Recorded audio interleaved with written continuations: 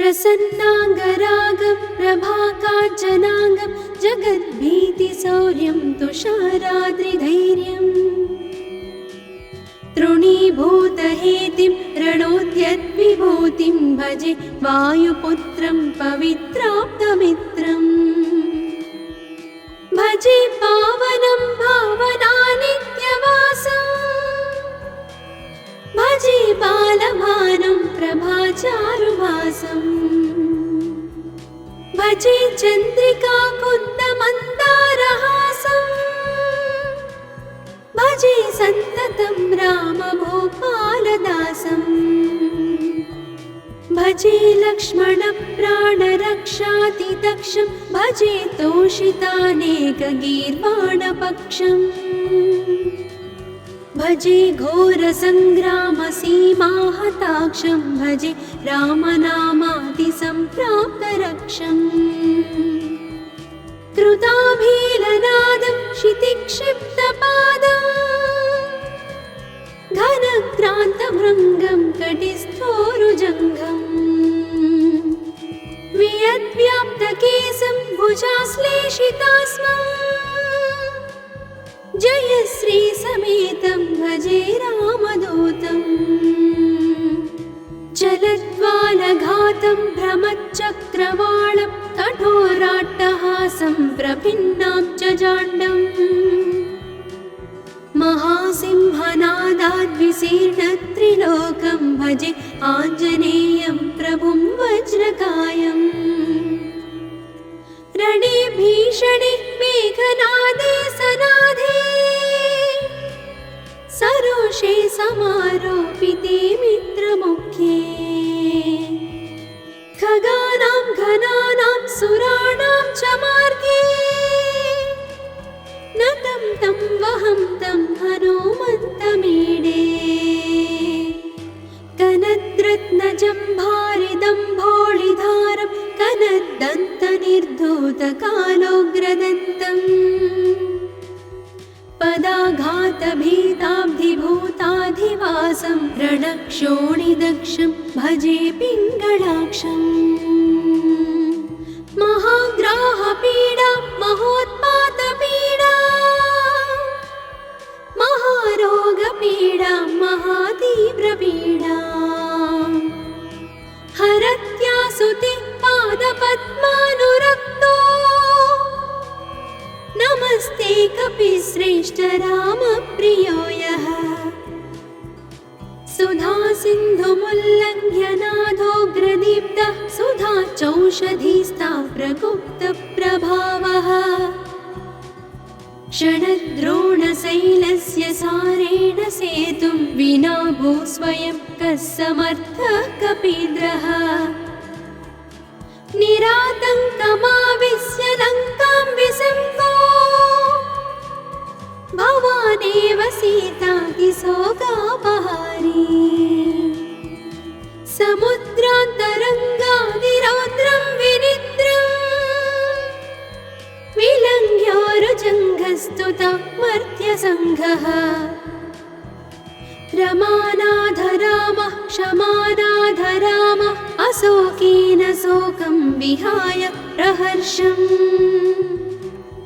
वनान्तर्घनं जीवनं दानवानं विपाट्य प्रहर्षात् हनूमान् त्वमेव जराभारतो भूरिपीडां शरीरे निराधारणारूढगाढप्रतापे भवत्पादभक्तिं भवद्भक्तिरक्तिं कुरु श्रीहनुमत्प्रभो मे दयाळो महायोगिनो ब्रह्मरुद्रादयो वा न जानन्ति तत्त्वं निजं राघवस्य कथं ज्ञायते मातृसे नित्यमेव प्रसीद प्रभो वानरेन्द्रो नमस्ते नमस्ते महासत्त्ववाहाय तुभ्यं नमस्ते महावज्रदेहाय तुभ्यं नमस्ते परिभूतसूर्याय तुभ्यम् नित्यकार्याय तुभ्यम् नमस्ते सदा ब्रह्मचर्याय तुभ्यं नमस्ते सदा वायुपुत्राय तुभ्यम् नमस्ते सदा पिङ्गळाक्षाय तुभ्यं नमस्ते सदा रामभक्ताय तुभ्यम् हनुमद्भुजङ्गप्रयातं प्रभाते प्रदोषेऽपि वाचाथ रात्रेऽपि मध्यः पठन्नस्नतोऽपि प्रमुक्ताघजालः सदा सर्वदा रामभक्तिं प्रयाति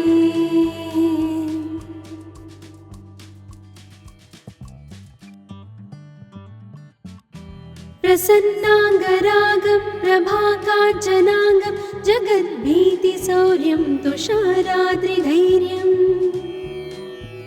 तृणीभूतहेतिं रणोद्यद्विभूतिं भजे वायुपुत्रं पवित्राप्तमित्रम् भजे पावनं भावनानित्यवासम् भजे बालभानं प्रभाचारुभासम् भजे चन्द्रिकाकुन्दमन्दारहासम् भजे सन्ततं रामभूपालदासम् भजे लक्ष्मणप्राणरक्षातिदक्षं भजे तोषितानेकगीर्वाणपक्षम् भजे घोरसङ्ग्रामसीमाहताक्षं भजे रामनामातिसम्प्राप्तरक्षम् कृताभीलनादं क्षितिक्षिप्तपादम् घनक्रान्तभृङ्गं कटिस्थोरुजङ्घम् वियद्व्याप्तकेशं भुजाश्लेषितास्मम् जयश्रीसमेतं भजे रामदूतम् चलद्वालघातं भ्रमच्चक्रवालं कठोराट्टहासं प्रभिन्नाब्जजाण्डम् महासिंहनादाद्विशीर्णत्रिलोकं भजे आञ्जनेयं प्रभुं वज्रकायम् रणे भीषणे मेघनादे सनाधे सरोषे समारोपिते मित्रमुख्ये खगानां घनानां सुराणां च मार्गे नतं तं वहं तं हनुमन्तमीडे कनद्रत्नजम्भारिदम्भोळिधारं कनद्दन्तनिर्धूतकालोग्रदन्तम् पदाघातभीताब्धिभूताधिवासं रणक्षोणिदक्षं भजे पिङ्गळाक्षम् महाग्राहपीडा महोत्पातपीडा महारोगपीडा महातीव्रपीडा हरत्यासुते पादपद्मानुरक्तो नमस्ते कपिश्रेष्ठ रामप्रियो यः सुधा सिन्धुमुल्लङ्घ्य नाथोग्रदीप्तः सुधा चौषधीस्ता प्रगुप्तप्रभावः षडद्रोणशैलस्य सारेण सेतुं विना भूस्वयं कः समर्थः कपीन्द्रः निरातङ्कमाविश्य लङ्कां विसङ्को भवानेव सीतातिशोकापहारी समुद्रान्तरङ्गादिरौद्रं विनिद्रम् विलङ्घ्योरुजङ्घस्तुता मर्त्यसङ्घः रमानाथ रामः क्षमानाथ रामः अशोकेन शोकं विहाय प्रहर्षम् वनान्तर्घनं जीवनं दानवानं विपाट्य प्रहर्षात् हनुमान् त्वमेव जराभारतो भूरिपीडां शरीरे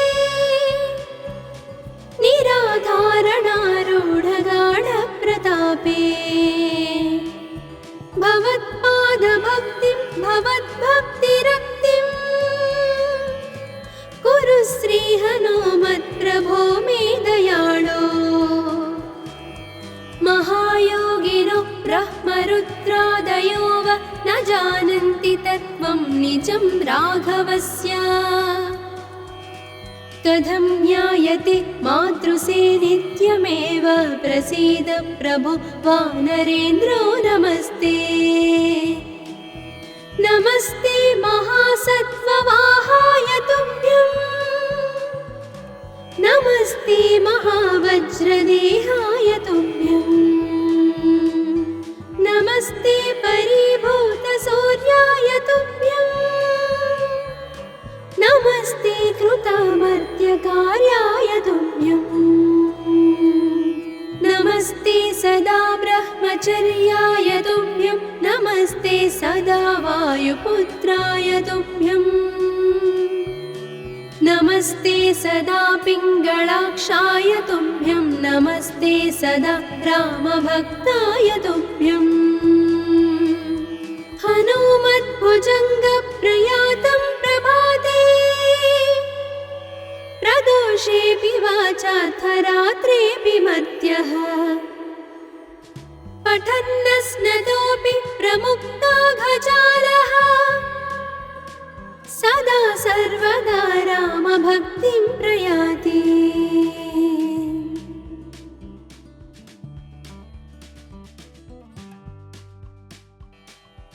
प्रसन्नाङ्गरागं प्रभाकाञ्चनाङ्गं जगद्भीतिशौर्यं तुषाराद्रिधैर्यम् तृणीभूतहेतिं रणोद्यद्विभूतिं भजे वायुपुत्रं पवित्राप्तमित्रम् भजे पावनं भावनानित्यवासं भजे बालभानुं प्रभाचारुभासं भजे चन्द्रिकाकुन्दमन्दारहासं भजे सन्ततं रामभूपालदासं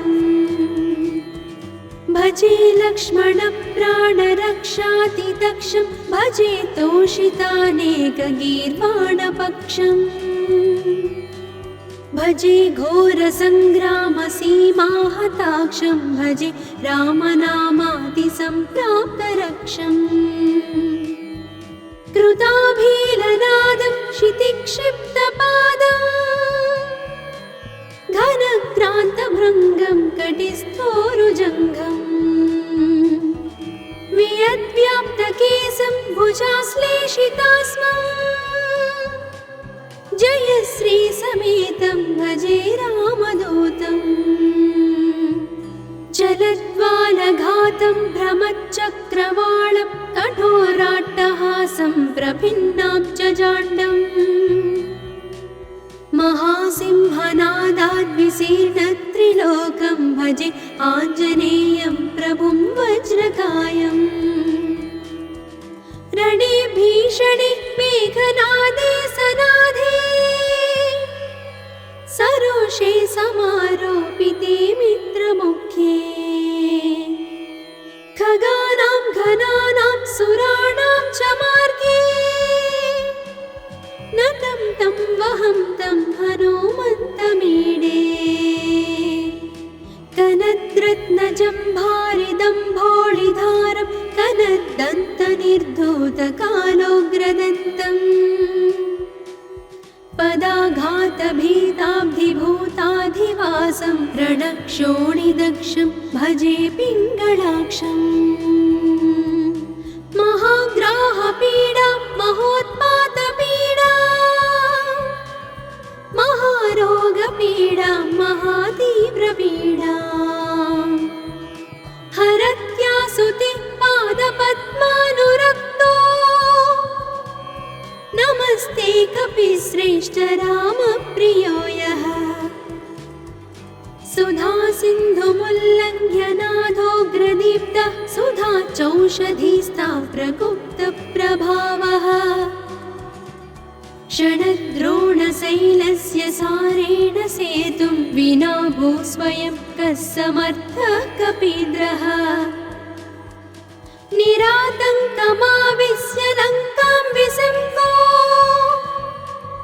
भवानेव सीता किशोकापहारी समुद्रान्तरङ्गादिरौद्रं विनिद्रम् श्रीरङ्ग्योरुजङ्घस्तुता मर्त्यसङ्घः रमानाथ रामः क्षमानाथ रामः अशोकेन शोकं विहाय प्रहर्षम्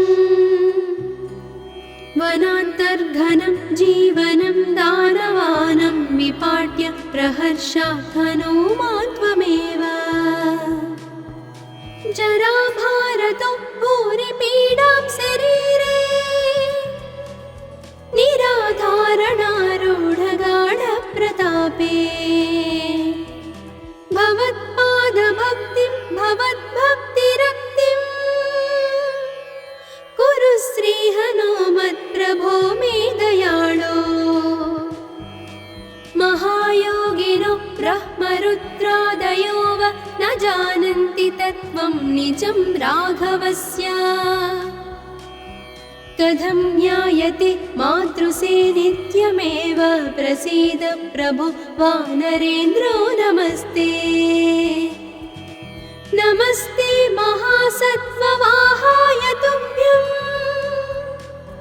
नमस्ते महावज्रदेहाय तुभ्यं नमस्ते परिभूतसूर्याय तुभ्यं नमस्ते कृतामर्त्यकार्याय तुभ्यं नमस्ते सदा ब्रह्मचर्याय तुभ्यं नमस्ते सदा वायुपुत्राय तुभ्यं नमस्ते सदा पिङ्गळाक्षाय तुभ्यं नमस्ते सदा रामभक्ताय तुभ्यं हनुमद्भुजङ्गप्रयातं प्रभाते प्रदोषेऽपि वाचार्थरात्रेऽपि मर्त्यः पठन्नस्नतोऽपि प्रमुक्ताघजालः सदा सर्वदा रामभक्तिं प्रयाति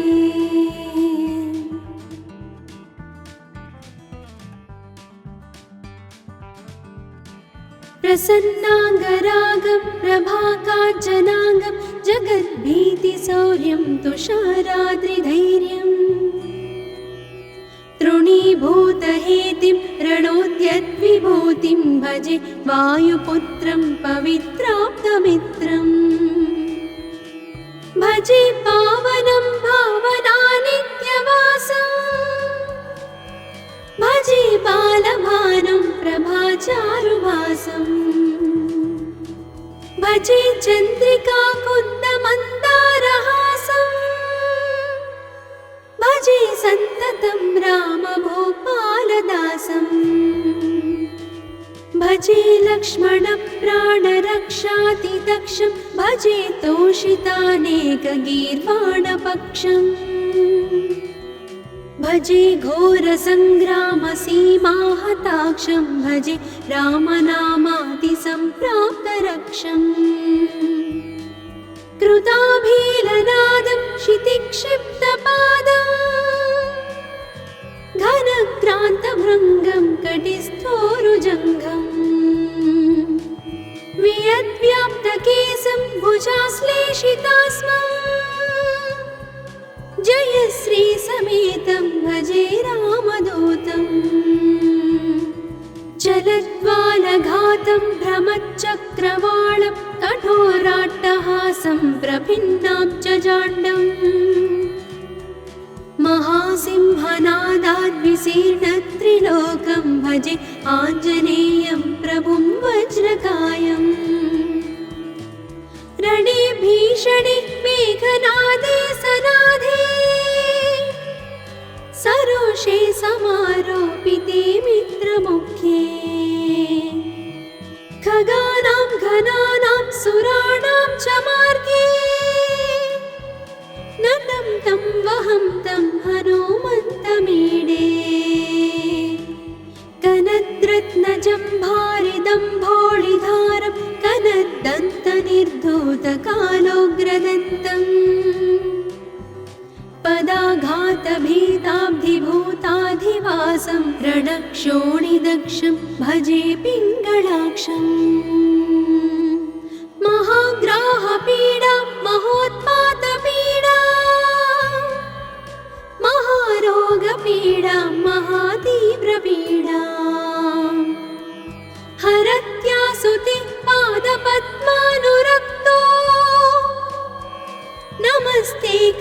श्रेष्ठ रामप्रियो यः सुधा सिन्धुमुल्लङ्घ्य नादोग्रदीप्तः सुधा चौषधीस्ता प्रगुप्तप्रभावः षडद्रोणशैलस्य सारेण सेतुं विना भू स्वयं कः समर्थः कपीन्द्रः निरातङ्कमाविश्य लङ्कां विसङ्गो भवानेव सीतातिशोकापहारी समुद्रान्तरङ्गादिरौद्रं विनिद्रम् विलङ्घ्योरुजङ्घस्तुता मर्त्यसङ्घः रमानाथ रामः क्षमानाथ रामः अशोकेन शोकं विहाय प्रहर्षम् वनान्तर्घनं जीवनं दानवानं विपाट्य प्रहर्षात् हनूमान् त्वमेव जराभारतो भूरिपीडां शरीरे निराधारणारूढगाढप्रतापे भवत्पादभक्तिं भवद्भक्तिरक्तिं कुरु श्रीहनुमत्प्रभो मे दयाळो महायोगिनो ब्रह्मरुद्रादयो वा न जानन्ति तत्त्वं निजं राघवस्य कथं ज्ञायते मातृसे नित्यमेव प्रसीद प्रभो वानरेन्द्रो नमस्ते नमस्ते महासत्त्ववाहाय तुभ्यं नमस्ते महावज्रदेहाय तुभ्यं नमस्ते परिभूतसूर्याय तुभ्यं नमस्ते कृतामर्त्यकार्याय तुभ्यं नमस्ते सदा ब्रह्मचर्याय तुभ्यं नमस्ते सदा वायुपुत्राय तुभ्यं नमस्ते सदा पिङ्गळाक्षाय तुभ्यं नमस्ते सदा रामभक्ताय तुभ्यं हनुमद्भुजङ्गप्रयातं प्रभाते प्रदोषेऽपि वाचार्थरात्रेऽपि मर्त्यः पठन्नस्नतोऽपि प्रमुक्ताघजालः सदा सर्वदा रामभक्तिं प्रयाति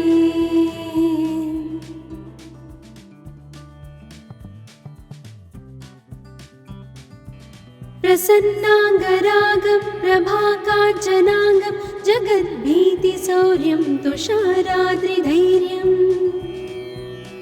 तृणीभूतहेतिं रणोद्यद्विभूतिं भजे वायुपुत्रं पवित्राप्तमित्रम् भजे पावनं भावनानित्यवासम् भजे बालभानुं प्रभाचारुभासम्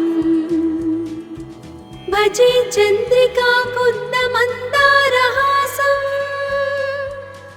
भजे सन्ततं रामभूपालदासम् भजे लक्ष्मणप्राणरक्षातिदक्षं भजे तोषितानेकगीर्वाणपक्षम् भजे घोरसङ्ग्रामसीमाहताक्षं भजे रामनामादिसम्प्राप्तरक्षम् कृताभीलनादं क्षितिक्षिप्तपादम् घनक्रान्तभृङ्गं कटिस्थोरुजङ्घम् वियद्व्याप्तकेशं भुजाश्लेषितास्मम् जय श्री समेतं भजे रामदूतं जलद्वालघातं भ्रमच्चक्रवालं कठोराट्टहासं प्रभिन्नाब्जजाण्डम् महासिंहनादाद्विशीर्णत्रिलोकं भजे आञ्जनेयं प्रभुं वज्रकायम् रणे भीषणे मेघनादे सनाधे प्रदोषे समारोपिते मित्रमुख्ये खगानां घनानां सुराणां च मार्गे नतं तं वहं तं हनुमन्तमीडे कनद्रत्नजम्भारिदम्भोळिधारं कनद्दन्तनिर्धूतकालोग्रदन्तम् पदाघातभीताब्धिभूताधिवासं रणक्षोणिदक्षं भजे पिङ्गळाक्षम् महाग्राहपीडा महोत्पातपीडा महारोगपीडा महातीव्रपीडा हरत्यासुते पादपद्मानुरक्तो नमस्ते कपिश्रेष्ठ रामप्रियो यः सुधा सिन्धुमुल्लङ्घ्य नाथोग्रदीप्तः सुधा चौषधीस्ता प्रगुप्तप्रभावः षडद्रोणशैलस्य सारेण सेतुं विना भूस्वयं कः समर्थः कपीन्द्रः निरातङ्कमाविश्य लङ्कां विसङ्गो भवानेव सीतातिशोकापहारी समुद्रान्तरङ्गादिरौद्रं विनिद्रम् विलङ्घ्योरुजङ्घस्तुता मर्त्यसङ्घः रमानाथ रामः क्षमानाथ रामः अशोकेन शोकं विहाय प्रहर्षम् वनान्तर्घनं जीवनं दानवानं विपाट्य प्रहर्षात् हनुमान् त्वमेव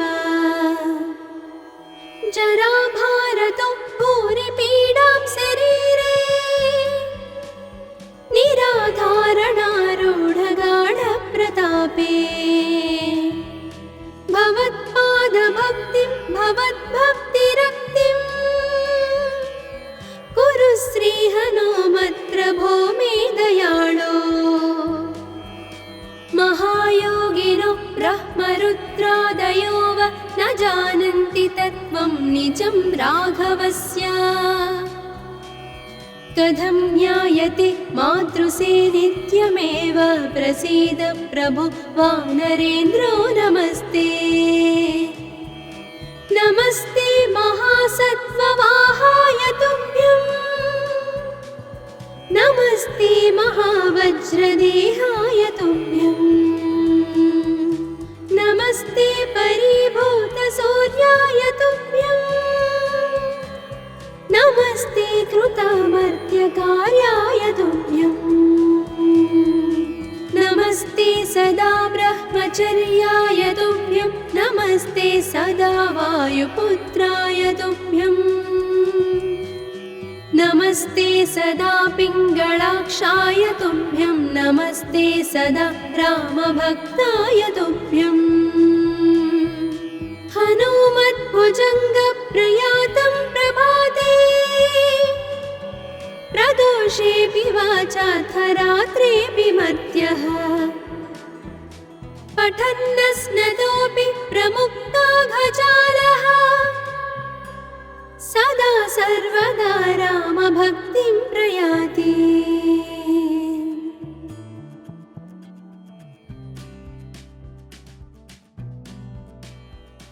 प्रसन्नाङ्गरागं प्रभाकाञ्चनाङ्गं जगद्भीतिशौर्यं तुषाराद्रिधैर्यम् तृणीभूतहेतिं रणोद्यद्विभूतिं भजे वायुपुत्रं पवित्राप्तमित्रम् भजे पावनं भावनानित्यवासम् भजे बालभानं प्रभाचारुभासम्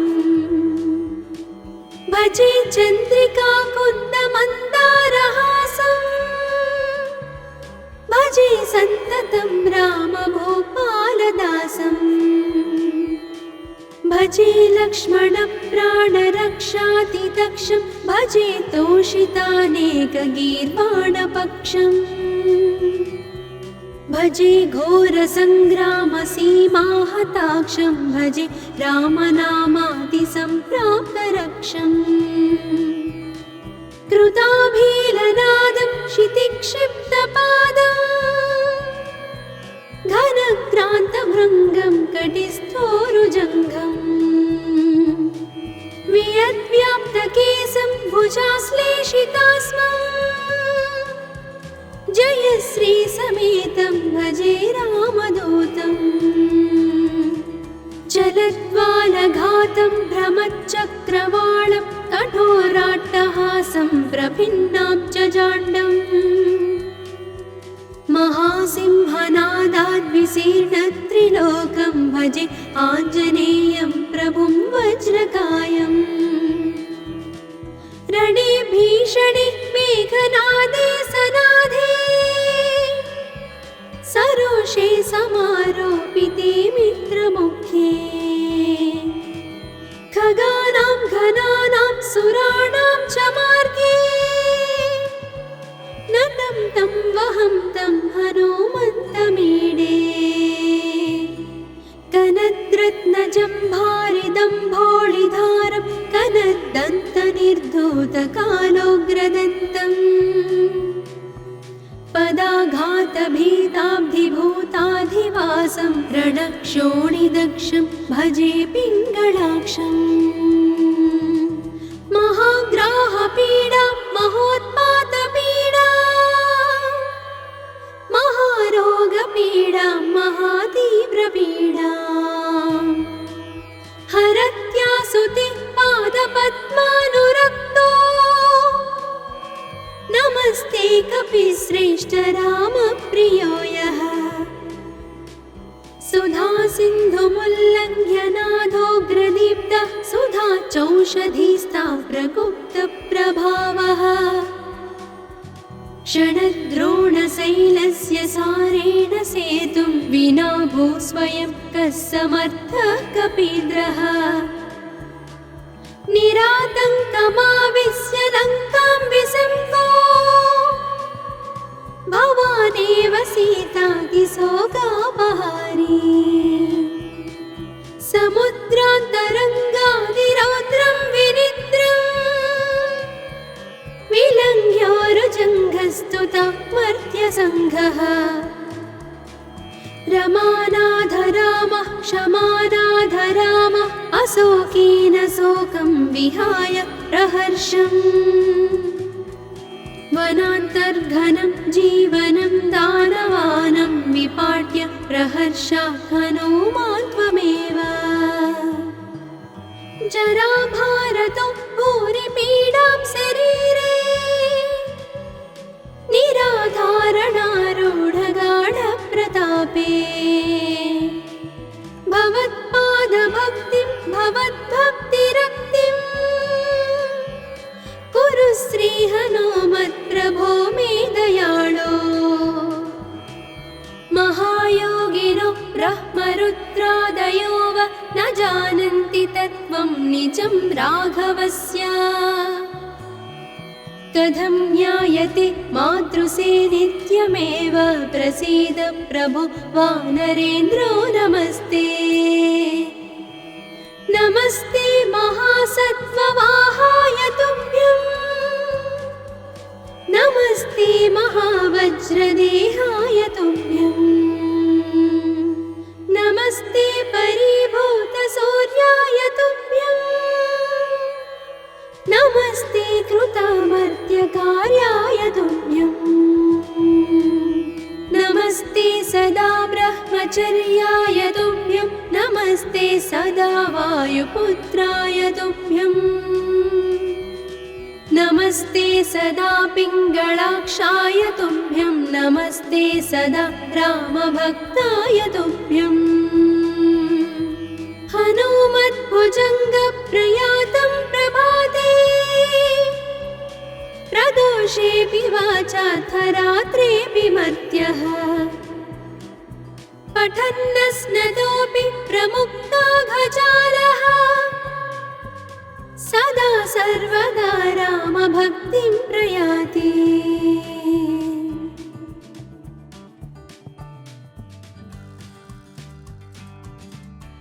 प्रसन्नाङ्गरागं प्रभाकाञ्चनाङ्गं जगद्भीतिशौर्यं तुषाराद्रिधैर्यम्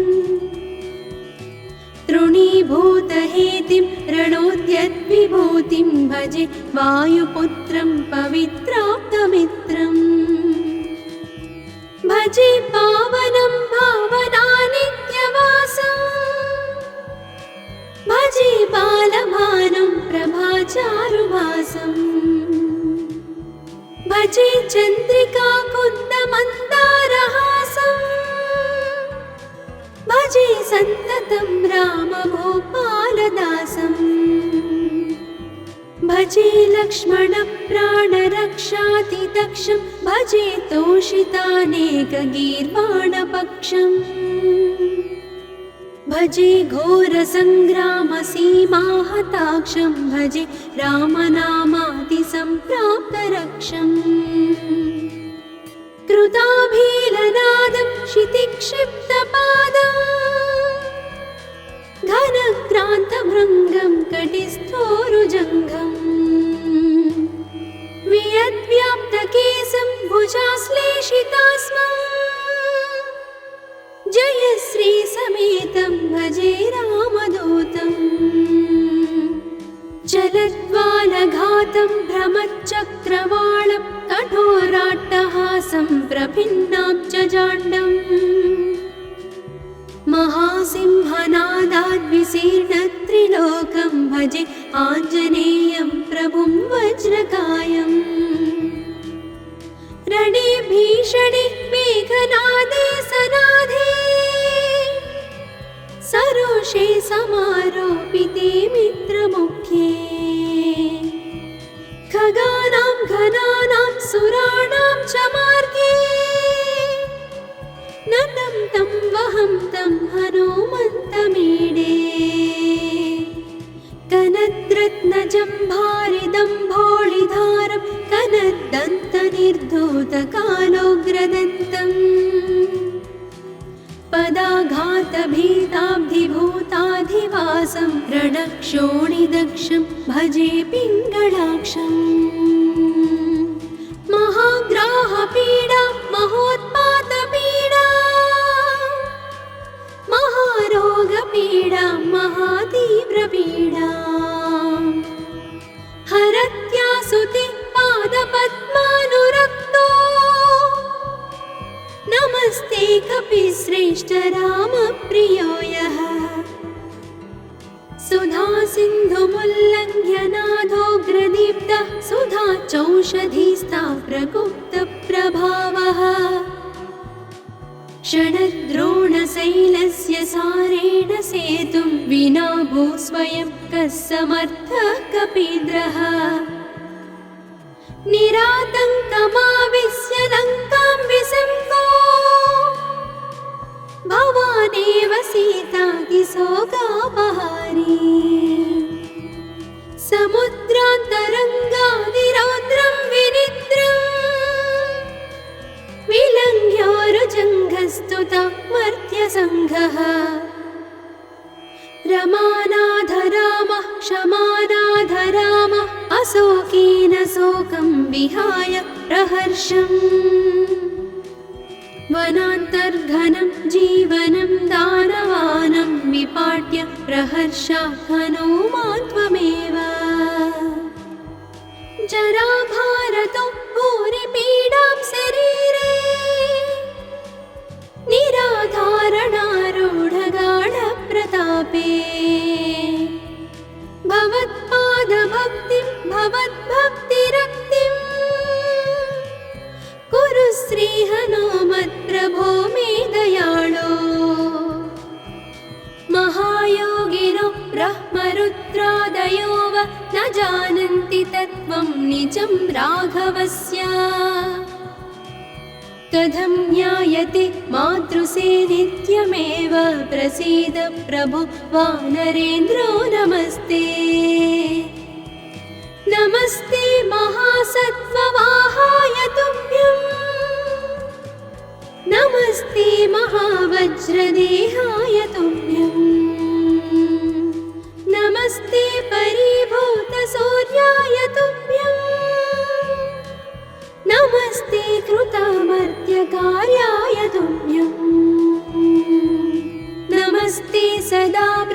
परिचर्याय तुभ्यं नमस्ते सदा वायुपुत्राय तुभ्यं